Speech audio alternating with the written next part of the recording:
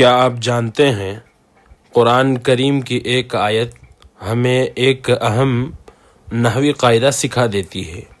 اعوذ باللہ من الشیطان الرجیم لیس البر ان تولوا وجوہکم قبل المشرق والمغرب ولکن البر من آمن باللہ الی آخرہ۔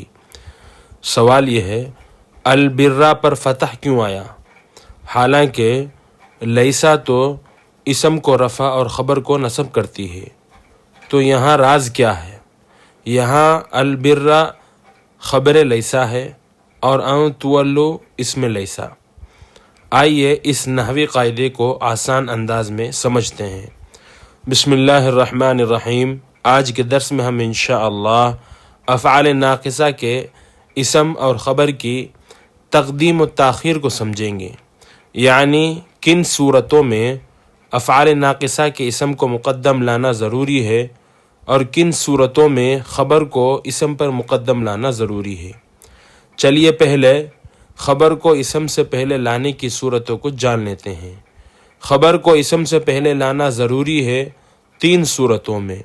پہلی صورت جب اسم نکرہ ہو اور خبر شبہ جملہ یعنی ظرف یا جار مجرور ہو، جیسے ظل تحت الرماد نار، راکھ کے نیچے آگ دبی رہی۔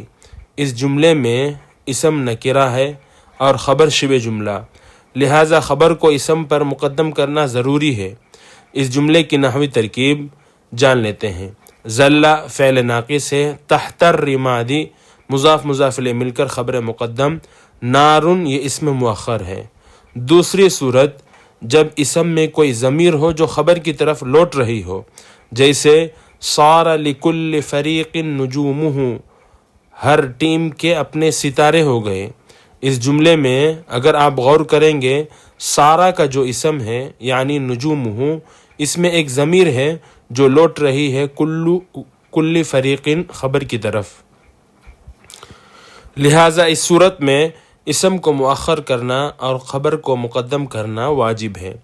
اس جملے کی نحوی ترکیب سارا فعل ناقص ہے، لام حرف جر ہے، کل مجرور ہے اور یہ مضاف ہے، فریق مضاف الیہ، مضاف اپنے مضاف الیہ سے مل کر لام جار کے لیے مجرور، لام جار اپنے مجرور سے مل کر ثابتاً شبہ فعل کا متعلق ہو کر خبر مقدم، نجومہ مضاف مضاف الیہ مل کر سارا فعل ناقص کا اسم مؤخر۔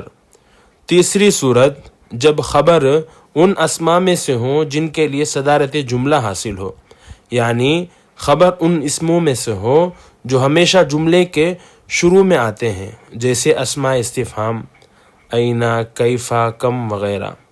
ایک مثال لے لیتے ہیں، کیفا کان زیدن، زید کیسا تھا۔ اس جملے کی ترکیب کیفا اسم استفہام اور یہ کانا کا خبر مقدم ہے، کانا فعل ناقص ہے، زیدن کانا کا اسم مؤخر۔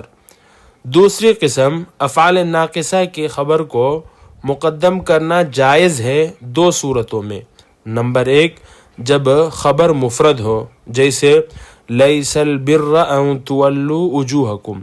اس آیت میں البر یہ لیسا کی خبر مقدم مفرد ہے جوازن۔ اب سوال یہ ہے خبر کو مقدم کیوں کیا جاتا ہے؟ اس کی بنیادی وجوہات یہ ہیں۔ اول اہتمام اور ترکیز، یعنی سیاق و سباق میں کسی لفظ کی خاص اہمیت ظاہر کرنا۔ دوسرا تاکید نفی المفہوم الخاطئی، یعنی غلط تصور کی مضبوط نفی کرنا، یعنی غلط تصور کی مکمل طور سے مضبوط طریقے سے نفی کرنا۔ اس آیت میں البرہ کو مقدم کر کے واضح کیا گیا کہ نیکی کی حقیقت مشرق و مغرب کی طرف محض رخ پھیرنے میں نہیں ہے، بلکہ نیکی کی اصل حقیقت اللہ اور آخرت اور ملائکہ پر ایمان لانا ہے۔ وَلَكِنَّ الْبِرَّ مَنْ آمَنَ بِاللَّهِ وَالْيَوْمِ الْآخِرِ وَالْمَلَائِكَةِ۔ نمبر دو خبر کو مقدم کرنا جائز ہے جب خبر شبہ جملہ ہو، یعنی ظرف یا جار مجرور ہو، جیسے کان فی البیت زیدن۔ اس مثال میں خبر شبہ جملہ ہے، اس لیے خبر کو اسم پر مقدم کرنا جائز ہے، لہٰذا آپ کا کان زیدن فی البیت بھی کہہ سکتے ہیں۔ اب چلیے تیسری قسم خبر کو اسم کے بعد لانے کی وجوبی صورتوں کو جان لیتے ہیں، یعنی جس جگہ اسم کو مقدم کرنا اور خبر کو مؤخر کرنا واجب ہے، خبر کو اسم کے بعد ہی رکھنا ضروری ہے 4 صورتوں میں۔ پہلی صورت جب اسم اور خبر دونوں معرفہ ہوں اور ان میں التباس کا اندیشہ ہو، جیسے ما زال اخی صدیقی، میرا بھائی میرا دوست بنا رہا۔ اس جملے میں اسم اخی معرفہ ہے اور خبر صدیقی یہ بھی معرفہ ہے۔ اگر خبر کو اسم سے پہلے کر دیں تو پتہ نہیں چلے گا کہ اسم کون سا ہے اور خبر کون سی، لہٰذا اس صورت میں خبر کو اسم کے بعد رکھنا ضروری ہے۔ دوسری صورت جب خبر محصور ہو الا یا انما حروف حصر کے ساتھ، جیسے ما کان المعلم الا صدیقا، نہیں تھا استاذ مگر دوست، یعنی استاذ صرف دوست ہی تھا۔ انما کان المعلم صدیقا، بے شک استاد دوست ہی تھا۔ ان جملوں میں خبر کو اسم سے پہلے نہیں لا سکتے کیونکہ اس جگہ خبر محصور ہے۔ تیسری صورت جب اسم ضمیر ہو جو فعل ناقص کے ساتھ متصل ہو، جیسے اصبحت مجتہدا، میں محنت کش بن گیا، یعنی میں محنتی ہو گیا۔ اس میں تو ضمیر متصل ہے جو اصبح کا اسم ہے اور فعل سے جدا نہیں ہو سکتا، لہٰذا اس صورت میں خبر کو اسم پر مقدم نہیں کر سکتے۔ چوتھی صورت جب خبر جملے فعلیہ ہو، جیسے صار الماء یغلی، پانی ابلنے لگا، اس میں خبر یغلی جملے فعلیہ ہے۔ اس کی ترکیب جان لیتے ہیں۔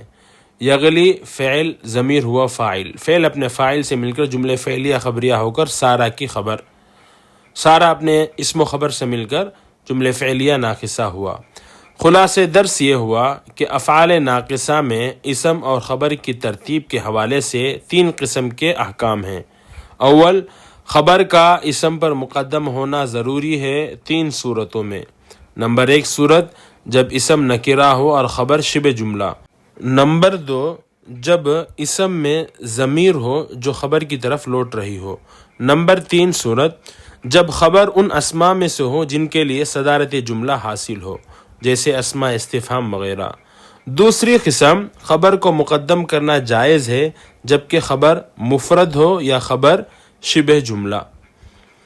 تیسری قسم خبر کا مؤخر ہونا ضروری ہے 4 صورتوں میں۔ نمبر 1 جب اسم اور خبر دونوں معرفہ ہوں اور التباس کا اندیشہ ہو۔ نمبر 2 جب خبر محصور ہو الا یا انما کے ساتھ۔